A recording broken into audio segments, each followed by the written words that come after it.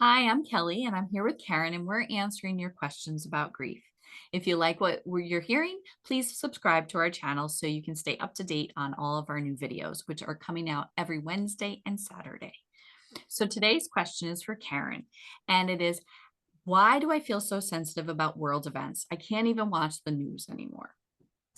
Yeah, I'm sure you hear this question a lot. I hear this question all the time, and it kind of speaks to a couple things. One, I think just how sensitive a person feels when they are in the midst of grief, and that can be in a lot of different ways. But I think one of the surprising ways is how people feel impacted by all of the bad things that could be happening, whether that be in the world, in their community, something they hear about, like at work with someone else who has had a loss. And as we're releasing this video on 9/11, it seemed like a really sort of important day to talk about this and how there is sometimes a situation of a world shared grief, that we have, like we did on that day, or times that there's just very difficult things happening. And I think a person feels like they can only take so much, that there's only so many sad stories they can hear, or upsetting or scary things, or, there's already, we know that grief is filled with feelings of uncertainty and feeling very lost and feeling unsure about what's going to happen. And I think sometimes we turn on the news and can get all of that same feeling. So, I mean, I do think it's important to recognize what we could almost consider like maybe a limitation in terms of our ability to handle only so much. I mean, I kind of describe it sometimes like it's like we're like a glass of water and you're already pretty full, So that's what it feels like. If anything else is going in, that it's just going to be this overflow of too much. So I don't know. I don't know about you. Like, we're all real careful about avoidance because it's like, oh my gosh, that's such a bad thing if we're avoiding, anything. But at the same time, I do sort of suggest to people to step away from too much news or too much information. I guess, especially if there's someone who is reading every newspaper and watching every news channel and has it on all day long. It's important to stay informed. We know that, of course. But I don't know that being as informed as you've been in the past is necessarily going to be helpful right now while you're in the midst of your own tragedy that you're trying to deal with. Yeah, and I think it's important to remember that, most of the news we see is not positive. Yeah. It is traumatic, and they show videos sometimes that could be very triggering to somebody grieving, especially depending on their loss experience. And we don't always know what's going to be on the news, and we can't always prepare for that. And so I do think sometimes we have to take breaks from the news. I always say I don't watch the news, to be honest, and I haven't for many years, and it's actually probably helped my mental Yeah. health. But I always know what's going, like, I know enough of Sure. what's going on. You hear it other ways, social media, whatever it is, you find out things. So I don't feel like I'm completely in the dark.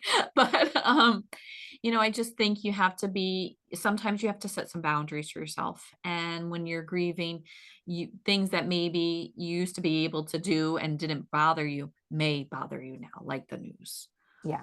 And Absolutely. so could trigger those grief bursts. And I just think it's about taking care of yourself. Yeah. And, if you feel like you need to know what's going on, maybe you read the news online. So then that way you're not seeing the videos that go along with it. Maybe you're just kind of skimming. So you kind of feel like you have some knowledge of what's going on in the world. But, it, I think sometimes when we have these traumatic events, especially like 9/11, right? We were all glued to the TV screen. Yeah. And we watched those videos over and over again of the Twin Towers being hit and what that felt like. I know for me, I didn't see those videos until I got home that night because I was in grad school at the time and I got called into hospice to kind of start dealing with some like response. And so I never saw those videos until I got home that night. But I mean, they're stuck in my brain. Yeah. Absolutely. And so I think we have to really be careful and protect ourselves a little bit. Yeah, for sure. Well, I think it speaks to, that tendency that people have to just keep doing what they've always done. And listen, when life feels very uncertain, like following our patterns and our routines and what's familiar makes the most sense until it doesn't, until it's suddenly like these are things I used to be able to do or used to be able to handle, and now I feel like I can't. Mhm. And you're right about 9/11. I was living in New Jersey at the time. We actually were close enough that we saw the smoke going over our house at night. We're walking our dog.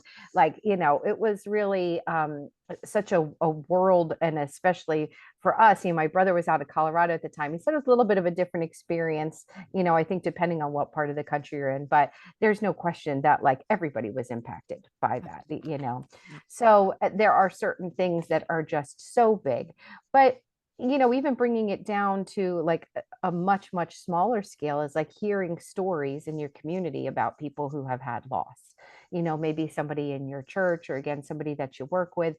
And a lot of people find that to be very triggering. Like if they're kind of going along through their grief journey and feel like they're doing okay, and then they hear something like that, again, I think it's that surprise of like, why am I being so impacted by this? I don't even know this person. But it's like if you've lost your mom and then a coworker that loses her mom, like all of a sudden you know exactly what she's going through and you know what she has ahead of her. And you are feeling all of that compassion and all of that pain and everything else. And I just in a weird way, on the very other side of things, this is the grief to growth part, I think. There is that new opening that we find to our world and to the people around us, and we are more compassionate, but sometimes we can be too compassionate when we are already like really in the midst of it ourselves. So we got to find that balance, I think. Yeah. Well, and what you're bringing up, right, is this is a term that we talk a lot about in the counseling world is compassion fatigue, right? But really what it is empathy fatigue. And Yes. it's feeling like we have to feel with everybody. And so when you're watching the news and you're feeling all those emotions, is that helping or hurting you? Yeah. Yeah. Well, and even like to go the next step, like if someone feels like if they need to be reaching out or supporting someone because they've been through it, and that's a wonderful thing to be able to do. But this is about protection, and about protecting yourself. And again, not trying to push your way through or force yourself to be a part of things that I think sometimes we just feel like we have to do something, that again that we're in avoidance or denial. Like if I turn off the news, then I'm somehow being disrespectful to a country who's at war or something like that. But it's like you do have to take care of yourself, Absolutely. and you do have to realize that you have limits. There's only so much energy that you have. You're already using a lot of it just to get through your day, and to be trying to sort through the rest of the world's problems is going to be probably more than you can do right now, even if you were really good at it before. Absolutely. Yeah. Yeah. So, Well, thank you for that, Karen. of And course. thank you all for watching. And please subscribe so you can stay up to date with our future videos. Take care.